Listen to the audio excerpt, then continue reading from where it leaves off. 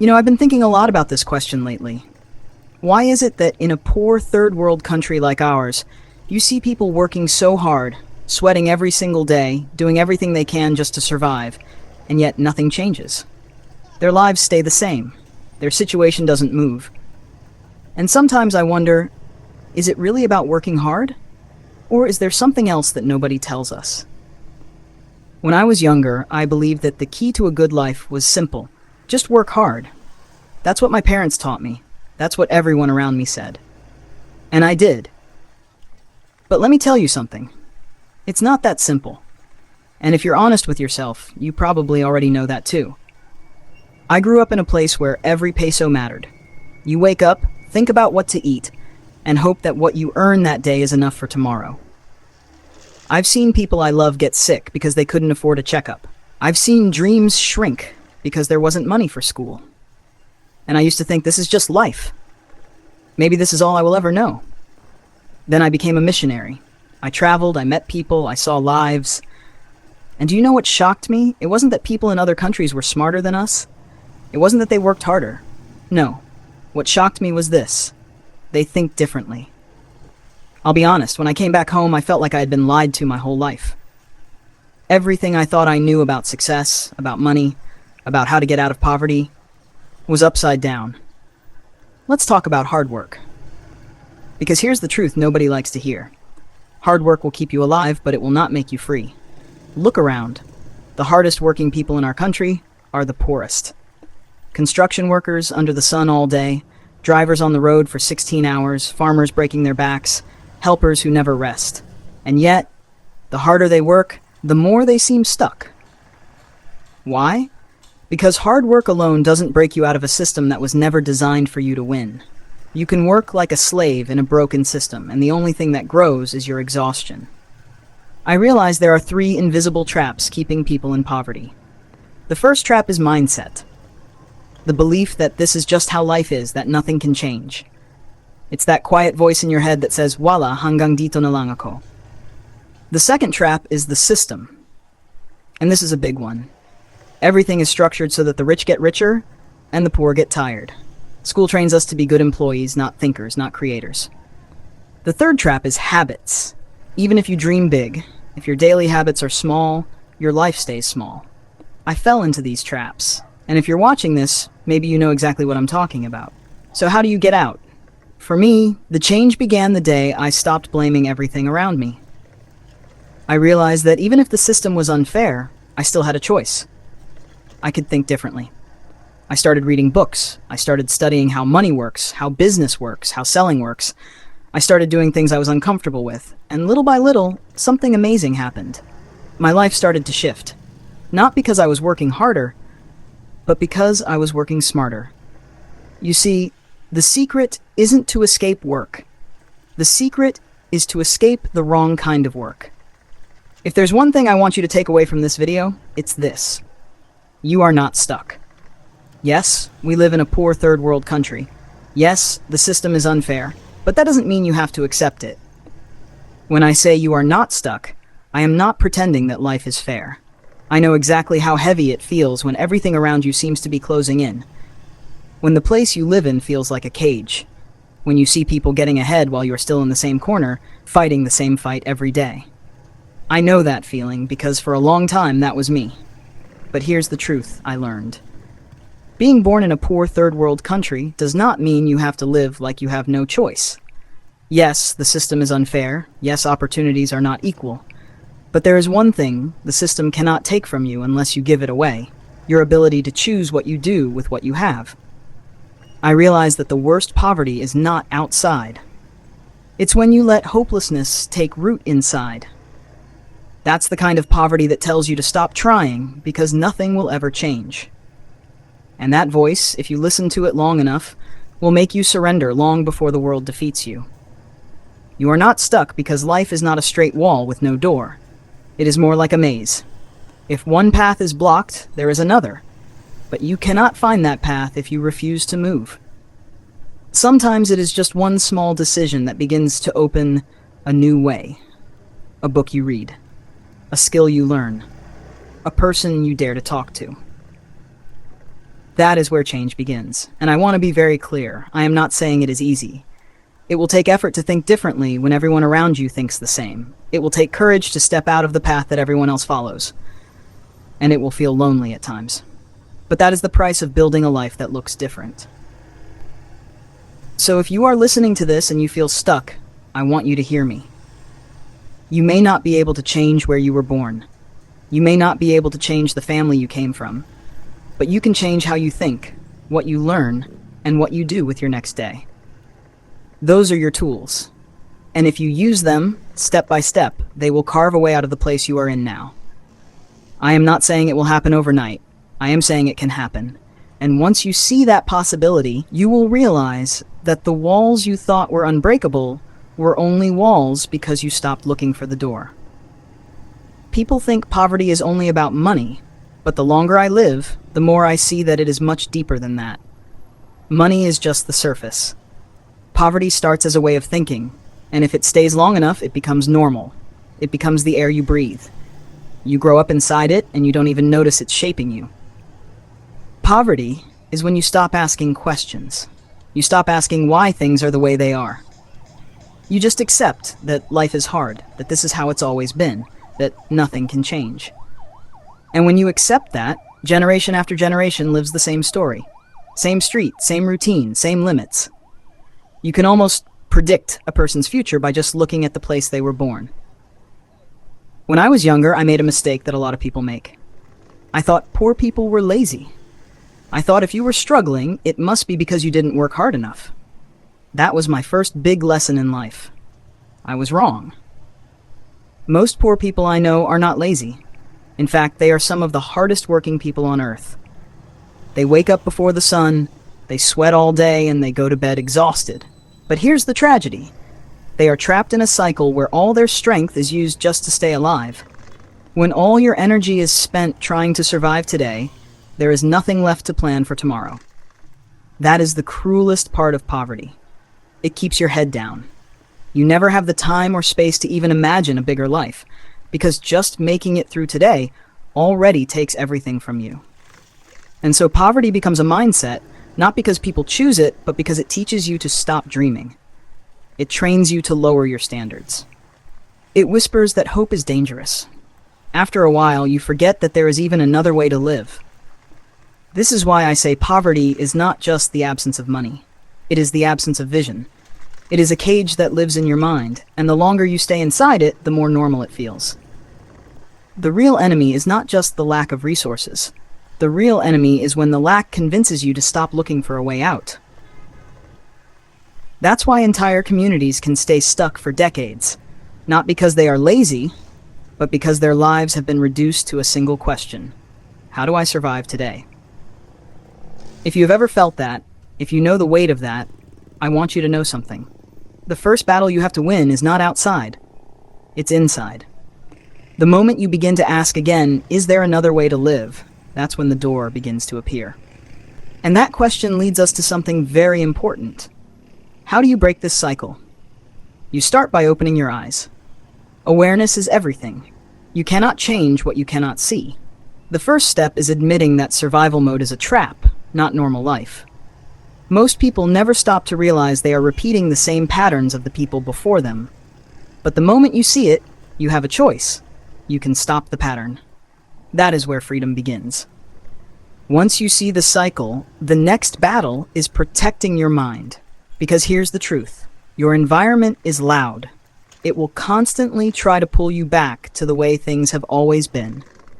When everyone around you thinks small, when everyone talks about problems but never solutions, it is very easy to let their voice become your own. And if you are not careful, that voice can kill your future before it even starts. For a long time, I didn't even realize how much my surroundings shaped me. I grew up hearing things like, "Ganyan na talaga ang buhay," "Swerte-swerte lang yan," or "Hanggang dito na lang tayo." And if you hear something long enough, you stop questioning it. You start to live inside their limits. That is why the second step to breaking the cycle is this. You have to protect your mind like it is the most valuable thing you own. Because it is. How do you do that? First, by becoming aware of what you consume. If all you feed yourself is gossip, negativity, and hopelessness, what do you think will grow inside you? You need to start being careful with what you allow into your head, what you read, what you watch, what you listen to, and even the conversations you choose to be part of. Second, you need new pictures in your head. You need proof that a different life is possible. That might mean finding a book that shows you a bigger world. It might mean watching someone who came from a place just like yours, but managed to build something better. It might mean changing the people you spend time with. You cannot think bigger if all you see every day is small. This doesn't mean you abandon the people you love. It means you create a safe space for your vision to grow. Because when your vision is small and fragile, the wrong environment will crush it before it has a chance to live. I remember the first time I met someone who made me realize this. They weren't rich. They weren't famous. But that they thought differently. They spoke about goals, not gossip. They read books. They asked questions that made me uncomfortable.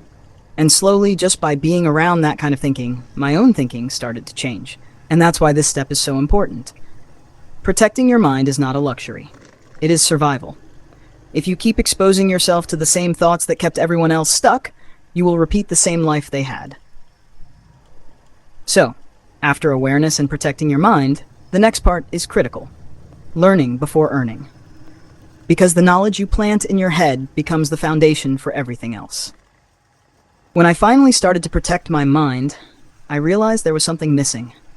I wanted a different life, but I didn't know how. That's when I understood that before you can earn differently, you have to learn differently. For most of us, the only education we know is the one we get from school, and school trains us for a job. It doesn't train us how to think about money. It doesn't teach us how to create. It doesn't teach us how to sell, how to take risks, how to see opportunity. It teaches us to memorize, to follow instructions, and to hope someone else gives us a chance. That's why so many people work hard their whole life and never get out. When I realized that, I made a decision. I was going to teach myself the things no one taught me. And at first, I didn't even know where to start. So I started with the simplest thing I could control. Books, videos, conversations, anything that could open my eyes to a bigger world. I would read at night, even when I was tired. I would listen to people who knew more than me. I would take notes like my life depended on it, because in a way it did. And here's what's interesting. The moment you start learning, you start seeing things other people can't see. Opportunities that they ignore. Patterns that they don't notice. You begin to realize that the world has layers, and if you can understand those layers, you can move differently inside it. It's not about learning everything in one go. It's about feeding your mind with something better than the noise you hear every day. You also need to understand that knowledge is not just for knowing, it is for doing. Every time I learned something new, I tried it. I sold something, even if I was scared. I offered my help, even if I wasn't sure I could do it perfectly. And little by little, that combination, learning and then doing, started to build skills I never had before. This is where the shift begins. Because when you learn the right things, you stop thinking only in terms of survival. You start thinking in terms of leverage. You start to see that there's a difference between the kind of work that only pays you today and the kind of work that builds something that pays you tomorrow. And that's when everything begins to change. The moment you see the difference between labor and leverage, you can never unsee it. That's why the next step, after you start learning, is to use that learning to slowly shift your life from work that only keeps you alive to work that gives you a way out. There is a kind of work most of us grow up with. You give 1 hour, you get paid for 1 hour. You give 1 day, you get paid for 1 day. If you don't show up, you don't get anything. That's linear work. It's like exchanging your life one piece at a time. And if all you ever do is linear work, you can never stop. Because the moment you rest, the flow of money stops too. That is why so many people feel trapped. It doesn't matter how fast they run, they're on a treadmill. Leverage is different. Leverage is when something you build once can continue to give value even when you're not physically there. It's when you create a system, a skill, a product, a service, or even a reputation that multiplies your effort. It doesn't mean you stop working, it means your work begins to compound instead of reset to zero every morning. The first time I understood this, it was like a door opened in my head. I realized that all my life, I was taught to work hard, but no one taught me to work in a way that multiplies. And that's why no matter how hard people work, they feel stuck. They are working in a way that can never free them. This is why skills are important. When you learn how to sell, communicate, manage, create, write, or use digital tools, these skills allow you to build things that continue to work even while you sleep. It doesn't mean instant success. It just means you are no longer chained to trading your time for survival. For example, when you sell something, you create a connection and value that can grow. When you build an online product or service, it can reach people even when you are not there. When you create a small system in business, that system works whether you are tired or not. It starts small. The first attempt might feel like nothing. You might still need your regular work to survive. But every bit of leverage you build is like planting a seed. If you take care of it, it will grow roots. And that is why I always tell people, don't quit your job blindly. Don't run away from responsibility. Instead, use what you have, even if it's small, and start building something alongside your survival work. It's not fast, but it's freedom in slow motion. This change in how you see work is what pulls you off the treadmill. It's what allows you to step out of a cycle that has trapped people for generations. And here's the thing. To start, you don't need a big idea. You just need one brave action. Most people wait for a perfect plan before they move, but the truth is, nothing changes until you do something small and scary. That's how it started for me. Not with a grand vision, not with everything figured out, just one small action that made me uncomfortable. I remember the first time I tried to sell something. I was shaking. I felt like everyone was looking at me, waiting for me to fail. But I did it anyway, and it didn't feel like a victory right away. But looking back, that single uncomfortable step changed the way I saw myself. It proved that I could do something I thought I couldn't do. This is what most people don't understand. Courage doesn't show up before you act. Courage comes after you act. If you wait to feel ready, you will wait forever. Small actions matter because they build proof. Every time you do something new, even if it's small, you create evidence in your own mind that you are not the same person you were yesterday. And little by little, that evidence stacks up. It's like telling yourself, I can do hard things, I can learn, I can change. You don't have to start with something big. Maybe it's talking to someone you admire and asking them how they did it. Maybe it's setting aside 30 minutes a day to read instead of scroll. Maybe it's starting a tiny online hustle that no one else believes in. These actions look small on the outside, but on the inside, they're breaking the pattern. And here's why they matter. Small, scary actions build momentum. Momentum is powerful because it makes the next step easier. Once you do one thing you thought was impossible, your brain starts to think, if I did that, maybe I can do the next thing. This is how people slowly pull themselves out of a life that feels stuck. Not with a lucky break, not with sudden wealth, but with small, deliberate acts of courage, repeated again and again until the cycle begins to crack. This is why I keep saying, don't wait for confidence. Confidence is a result, not a requirement. What you need is willingness. Willingness to look foolish, willingness to fail, willingness to try. And as those small actions pile up, something starts to happen. You create space.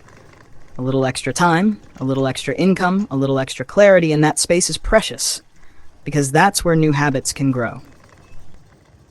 That little bit of space you create from those small actions is where everything begins to shift. At first, it doesn't feel like much.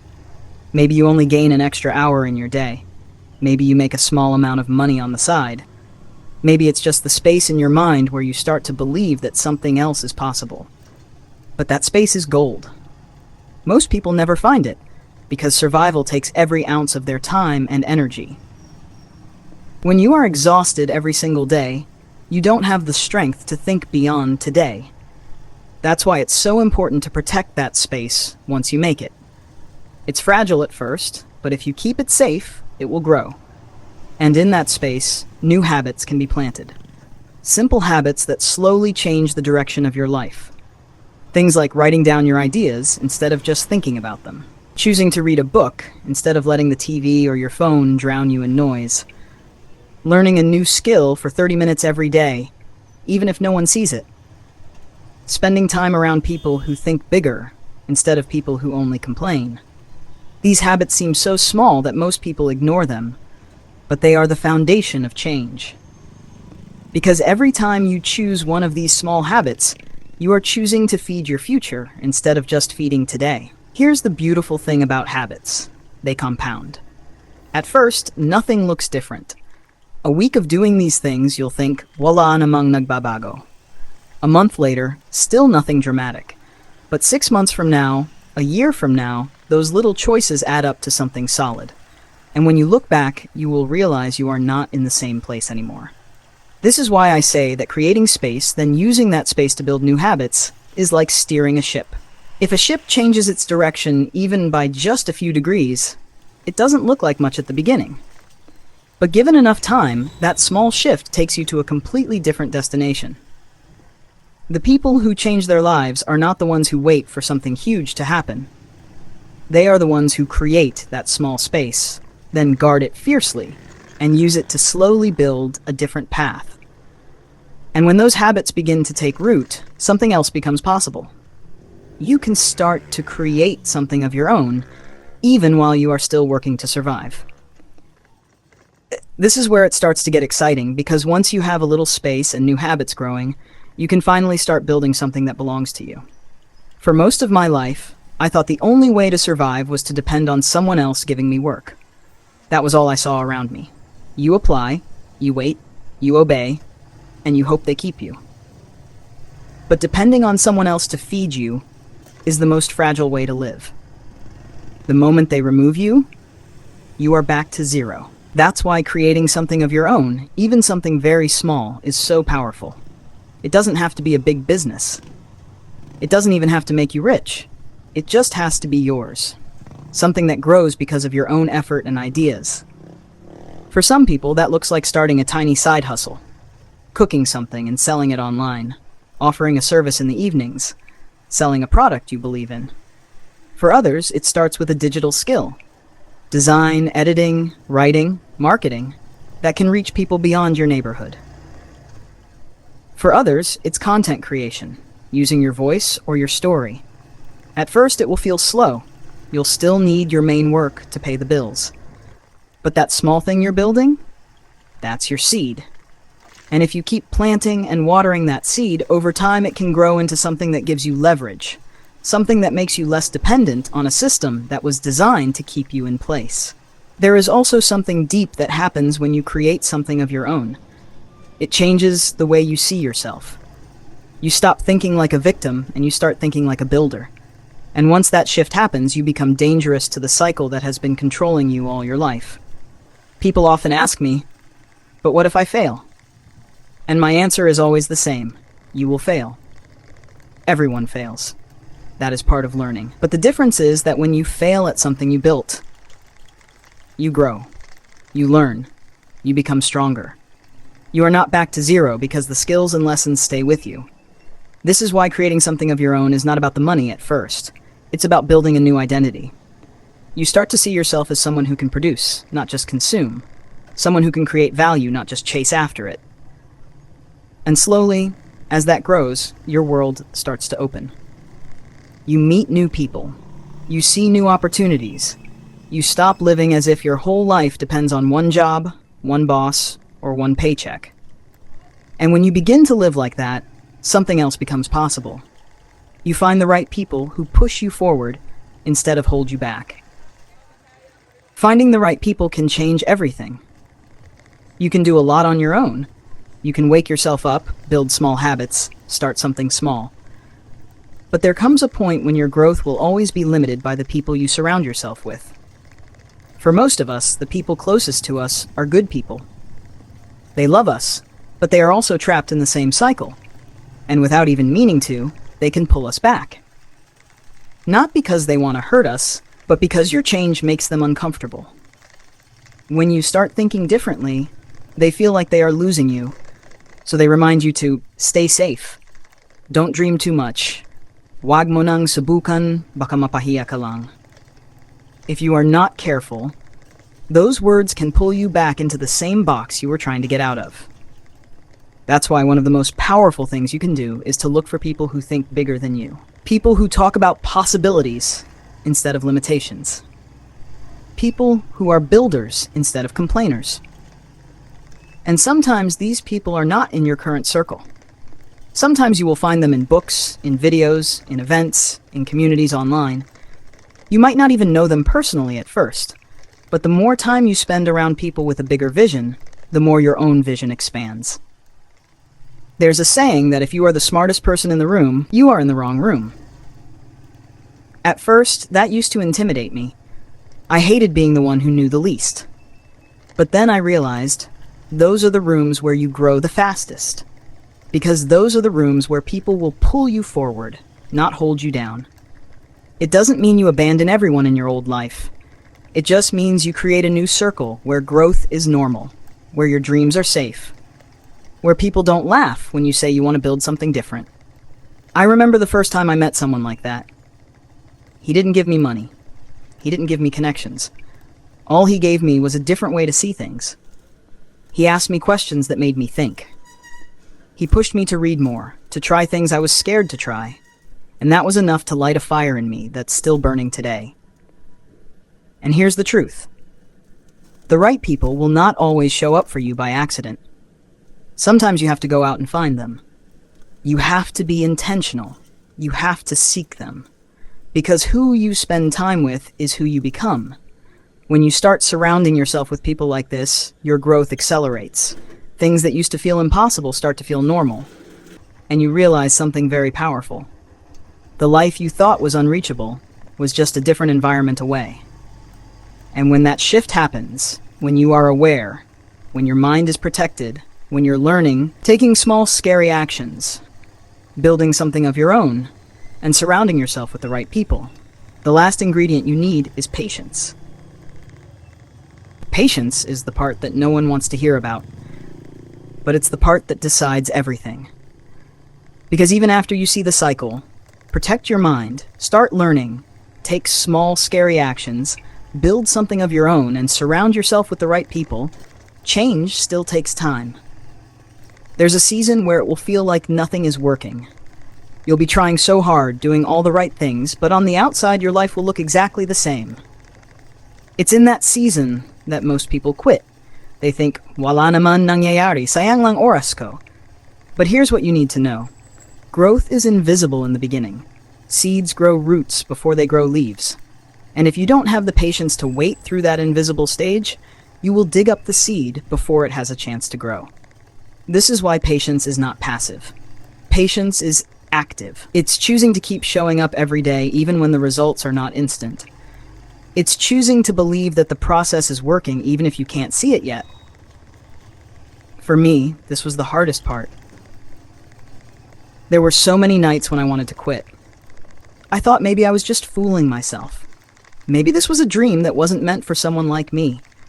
But every time I thought of stopping, I remembered why I started. I remembered the life I didn't want to go back to. And that gave me just enough strength to keep going one more day. Then one day, without warning, something happens. A door opens. An opportunity comes. A result appears. And from the outside, people will say, "Ang swerte mo naman." They don't see the years you spent planting, the failures, the late nights, the invisible work. They just see the harvest. But you and I know the truth. The harvest only comes to those who refuse to quit planting. And that's the final piece. If you can hold on to your vision long enough to see beyond the hard seasons, what feels impossible today will one day be normal for you. So if you are in that stage right now where everything feels slow and heavy, I want you to know this is not the end. This is just the root stage. Keep going. Be patient with yourself. Because the life you want is built in silence long before the world can see it. And when all of these pieces come together, awareness, protecting your mind, learning, small brave actions, new habits, creating something of your own, finding the right people, and patience. That's how the cycle finally breaks.